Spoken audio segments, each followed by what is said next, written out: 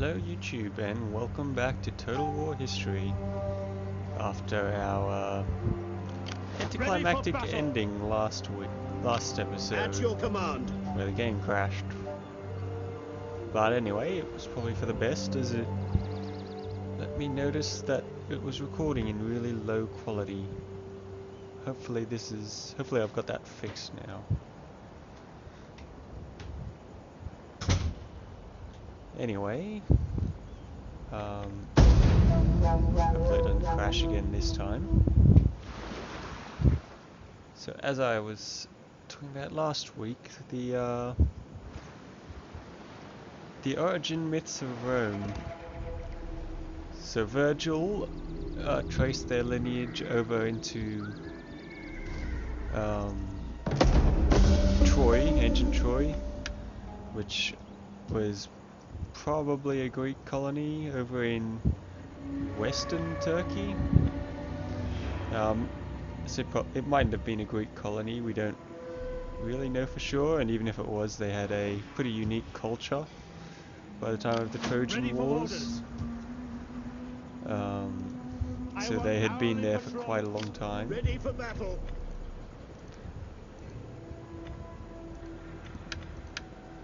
What is it doing?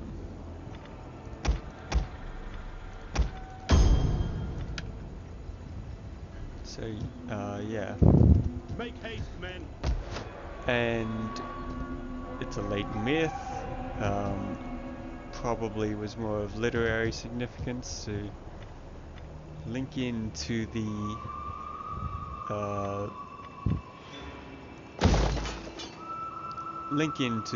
Greek culture of the time that was considered very What do you wish of me? As you command. sophisticated for Romans.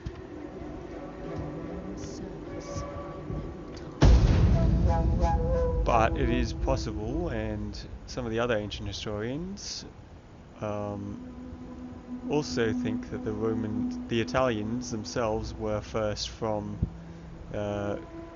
Greek stock due to various cultural and probably even physical characteristics. They think that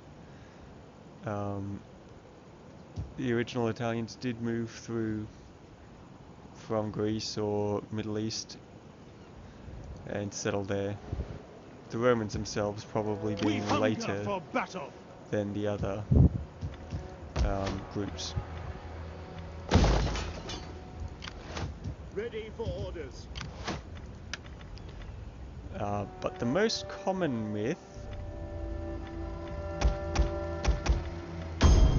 used by the Romans, and the one most of you probably know, is that of Romulus and Remus.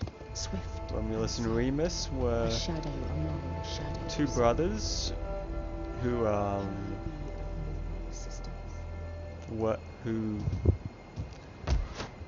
were abandoned by their mother, sent floating down a river, and eventually sent down the Tiber River, I should note, the river that runs through Rome, and were eventually found by a she-wolf. Your potions and charms had novel. Syracuse always goes to war. Were found by a she-wolf and then raised by her before later becoming. Ready for orders. Eventually, one would kill the other, and they would found Ready for battle. Romulus would kill the other. Ready for A orders. couple of variants on how that happens. I think most of these ancient myths have several variants, but one. Sorry, it takes a. I'm not really used to Rome anymore. Not to Rome. Yeah, to Rome too. Romulus would kill Remus in disputes over the city, and then go on to found the city in his name. And seems like a bit of a far-fetched myth, but it's one that could very well have happened. I mean, the whole wolf thing that happens on occasion. The children are abandoned out in the wild, as basically the ancient form of abortion would do, and raised by a animal of some kind for who knows what reason the animal has. And Ready for orders. so that could have happened. Did it? Probably not. But the founder of Rome, being a guy, or being a single guy, who later gathered followers to himself, it's quite possible, because that's how a lot of cities were founded. A family would go off on their own, or with a couple of others, or they'd just settle somewhere and then other people would settle around them and a community would grow out of that. So it's quite possible. And the dates also sort of line up. The Romulus and Remus myth is in the early 700s BC, or late, I'm not sure. Well, low 700-ish. Not like 780-ish BC. I don't really know how to say early or late in those BC times. And that is the date where it archaeologically seems like Rome was founded as a city. So, in that regards, You have further orders. it is... Are you ready to serve Rome? Oh man, I'm really broke. Ready for orders.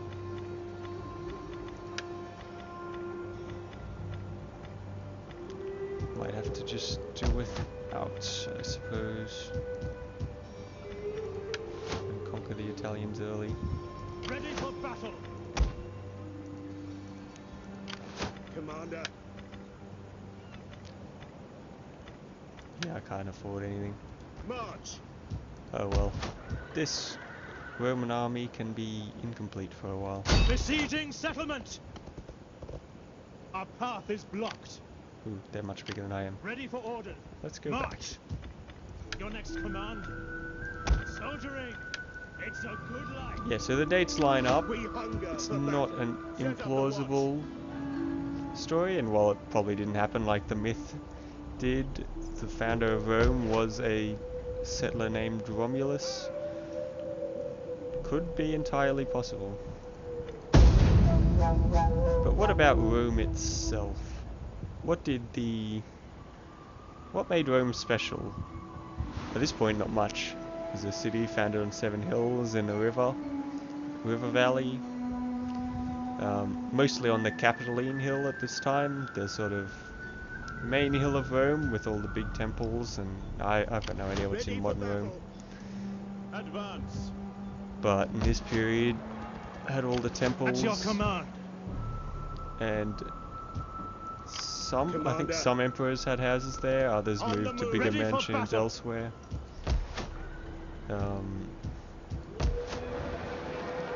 But anyway, getting a bit off point here.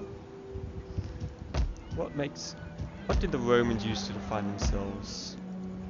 I have tried real hard and can't find what At this your myth is command. called. Commander. But there's a myth of the city of Rome that I think encompasses what makes Rome special very nicely.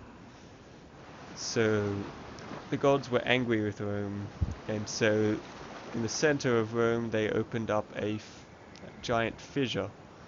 Now the people tried everything they could to appease the gods, the usual sacrifices, all that sort of thing. And an oracle eventually said to the people Commander. that what the gods want At your is command. that which is greatest Let in them Rome, the cower! greatness of We Rome, cannot pass here. to be Besieging cast into the settlement. settlement, into We the take this fissure, settlement for Rome. where they would then, Ready for order. Make haste, men. and then they would Our be path is appeased. blocked. To battle. So the people brought all manner of Yeah.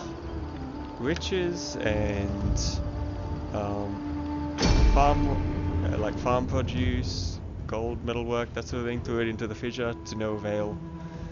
Culture, artwork, nothing would appease the gods.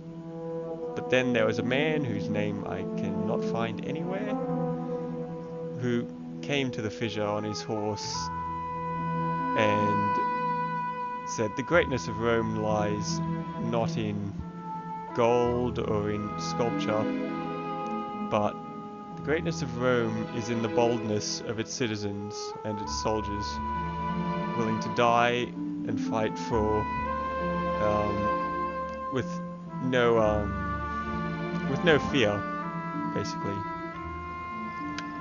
He then proceeded with his horse to jump straight down into the abyss, and the gods were appeased by this. The point of the myth being that the greatness of the Romans lies in its citizens, Our in their reinforcements have bravery, arrived. and their willingness to fight and die for Rome. And that's really what Rome was built on in a lot of ways. It became an empire because of its strong citizen and non-citizen soldiers. Their discipline, their willingness to fight and die for a cause much greater than themselves. They fought for an idea of empire, for what they believed God mandated right to rule the world. The Romans believed that the gods had given them this mission to rule the world because they were the best rulers, and a lot of people agreed with them. I meant to look up this quote before I went in, but I'm pretty sure it's Rise of Rome by Polybius, I think it is. He talks. It's a Greek embassy, Greek envoy. I'm not sure if it's Southern Italian Greeks or Greeks, were pleading with Rome after their war started going south on them, and basically talking about how they what's the word? Well, they pleaded with the Romans to be gracious to them in defeat, saying that there is no other nation like Rome that is as gracious to its defeated enemies and gives them law and order and the greatness of its laws. And that was and the Roman replied, basically, that's what we do. We met in war, but now you can become one of us. We can share our laws and our cultures, and together we can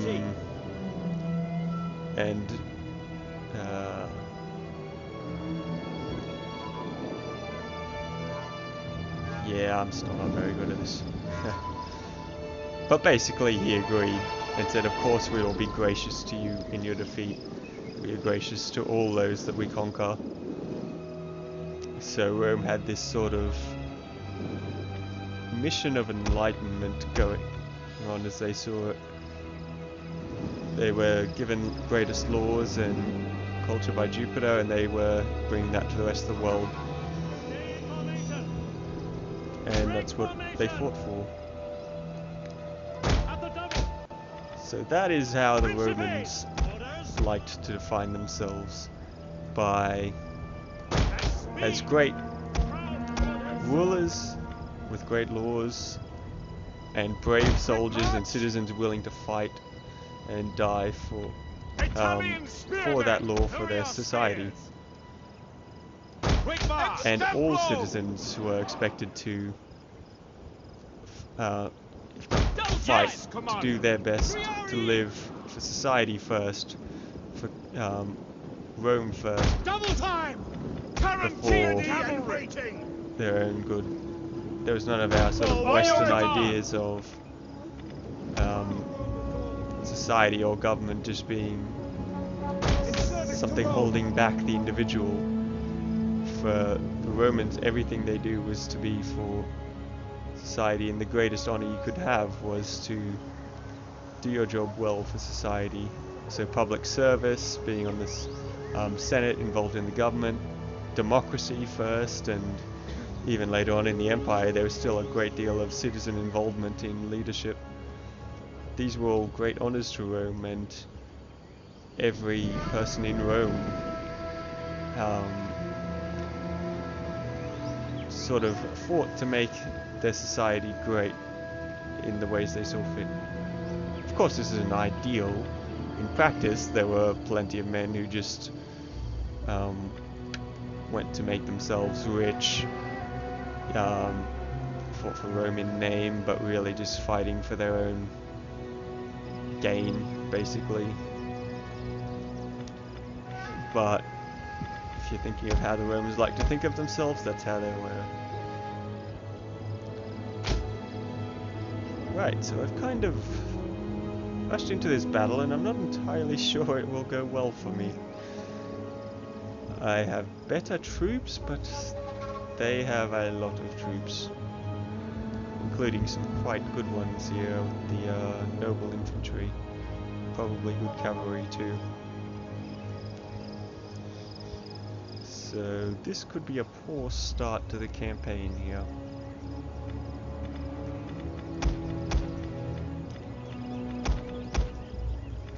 So you may notice, actually I've got these troops around the wrong way, but I was trying to sort of make a historical sort of triple axes or triple line formation here with the whoops, still on fire. The skirmishers at the front, and then yeah, I can fix this around. Spearmen, ready for orders. Yeah, I've got the boots on. Don't break formation. Then a line of younger soldiers, less experienced, less able soldiers behind them, then the more experienced. What happened? What is happening? Anyway, then behind them you have the more elite veteran soldiers, in this case the Principes, who are like the sort of 30-year-old men, a couple of battles under their belt, more reliable. And behind that you would have the really veteran troops, the elite of the elite, who were to hold the line when everyone else was collapsing or falling back. So these are your triarii normally. And Roman armies would be made of all manner of auxiliary troops organized in a similar fashion. So often a Roman army would consist of 50% Roman infantry, 50% of the auxiliary infantry, which is what I'll be trying to go for here. So in this case I have all my mercenary Italians and Greeks, in the case of the Tarentine cavalry here. These were Greek settler cavalry from Taris against Tarentine, which is pretty sure right in the I got no idea what year. In the gap bit in the boot of the heel of Italy. Heel of the boot of Italy. I could be wrong about that though. Romans ready for duty. I've been trying to go for that setup here. Oh, they're moving. They're being clever and not letting me completely flank them. Also, I just remember the click and drag movement. I haven't used that much in Attila because I only ever really need 2 lines there. So, anyway, that should make this a bit quicker.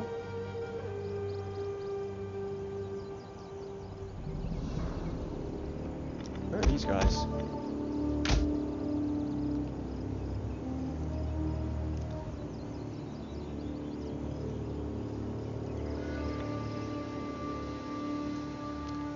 So these are our very, well, not very early.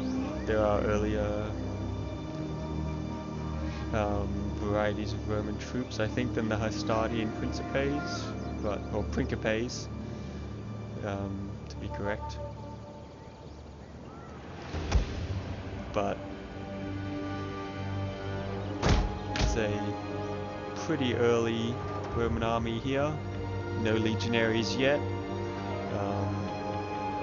Made up of just the Roman citizens themselves and the Hastati and the Principes, and I do have one unit of Triarii. It's my other general in the auxiliary army.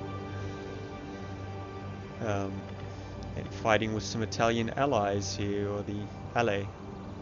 So, allies, basically, just in Latin. That's where we get it from. These would later be absorbed completely into the when they became legionaries and more standardized, these would be completely absorbed into the Roman things, and all of Italy would be basically granted equal citizenship after 3 wars with them. These are also the Soci, or Soci, depending on how you say it. It should be Soci.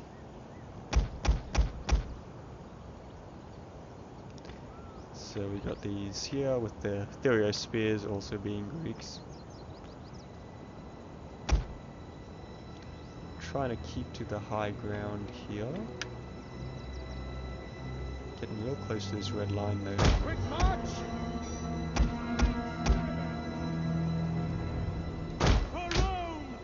And the Roman troops deploy on the right and auxiliaries on the left. Right's a place of prestige for most ancient armies. Alexander the Great did similar things. The Macedonian troops would normally be on the right, the more prestigious place, with the commander on the very far right.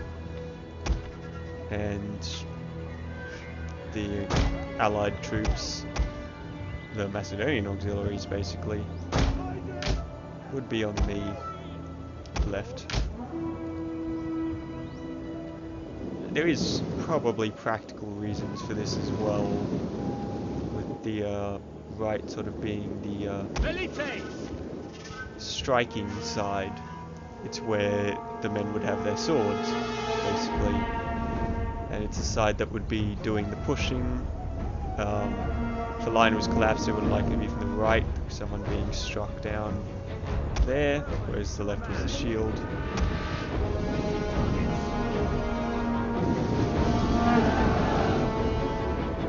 Allied troops awaiting orders. Right.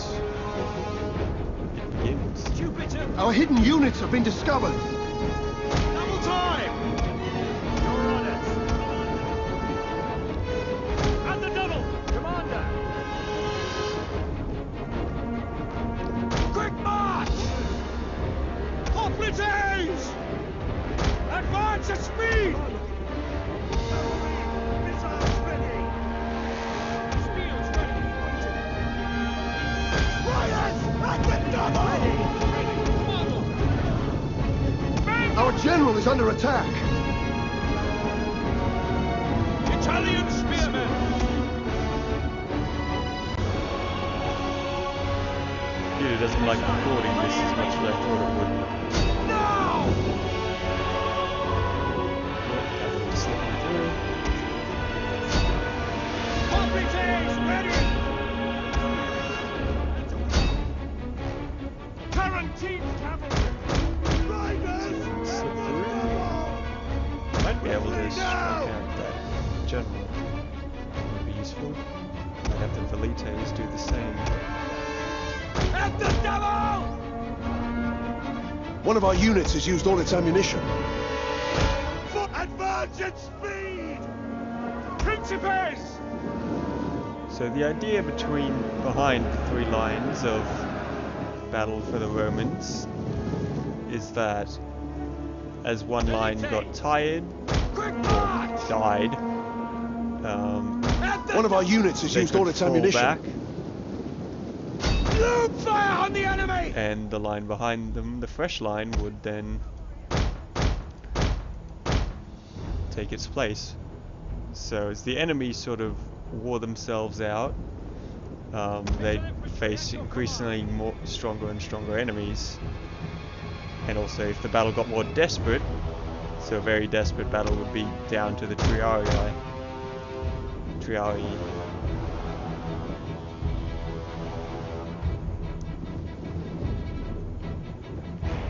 Commander!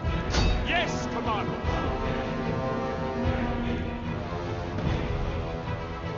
Unfortunately, Total War doesn't really let you withdraw troops smoothly. So as my men get fatigued here, I can't pull them back behind the second line very easily. They will just rout basically as they get attacked in the back. Whereas in real life, you can just sort of push through. So you have your front men sort of move back one row at a time. The other men slip behind the others or down the gaps, like there would be gaps in the formation here. My game sounds too loud, so I won't go down in there just yet. Missiles ready! One of our units has used all its ammunition. Back in through. Unfortunately, you can't do this here, but it still has its uses.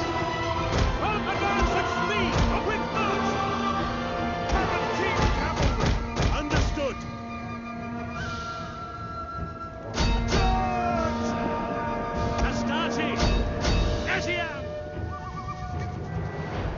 One of our units has used all its ammunition.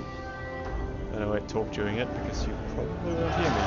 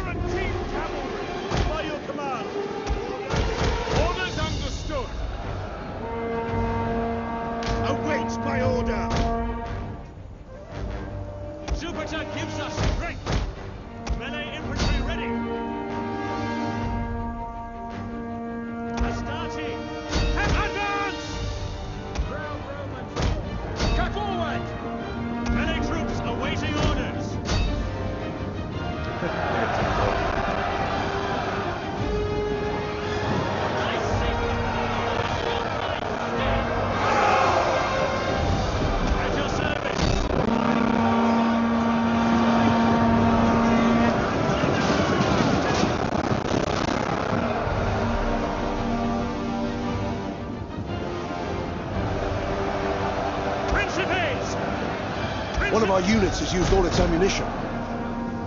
Sons of Mars! Your orders?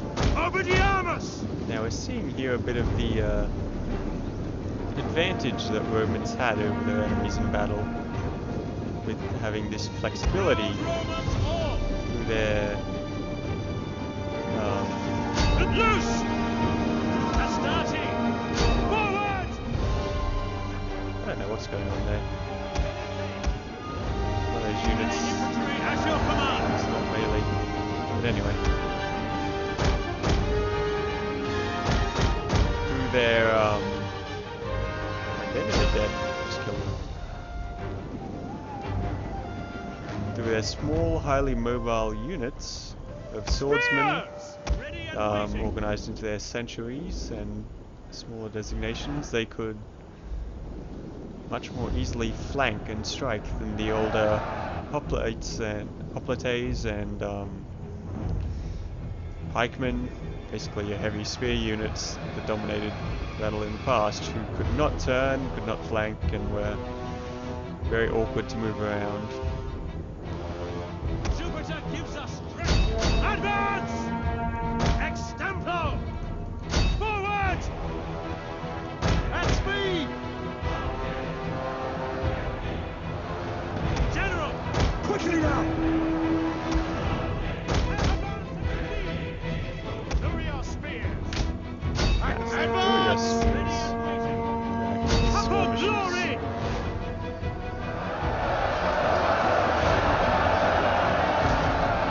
One of our units has used all its ammunition.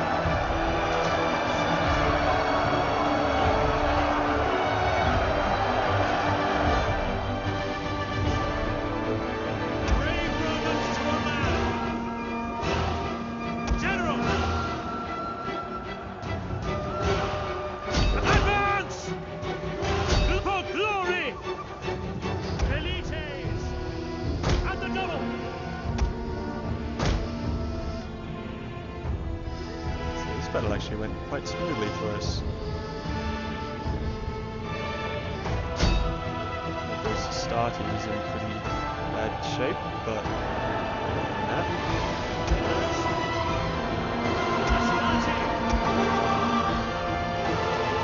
On my order! Our men flee the field of battle. This is a shameful display.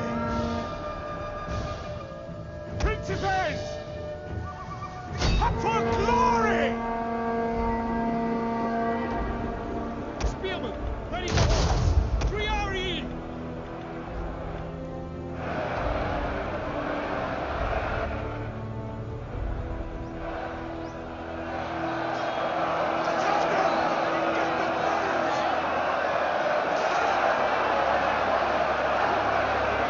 still delights with this periodic lag.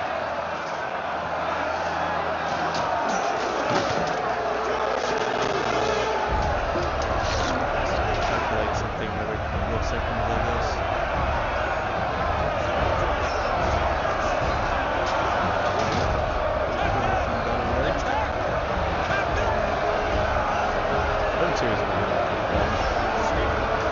It's amazing to see all these decked out ancient troops fighting. Metal in the background.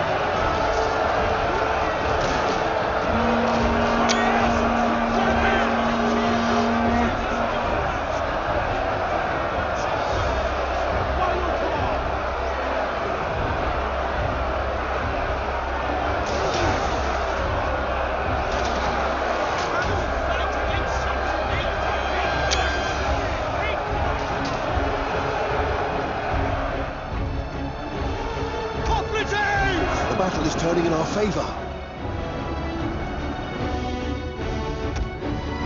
They do it Here we go. Their lines collapsing.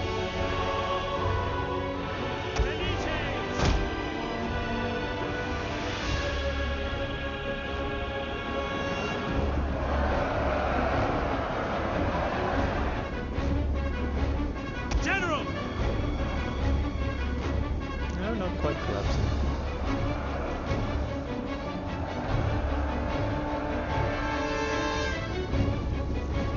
Triari! Advance! I'm beginning to appreciate Attila's change to make click and drag. You gotta hit Alt. Very easy to accidentally drag some units around with this. General! Riders at the double! Spear infantry! At your command! General!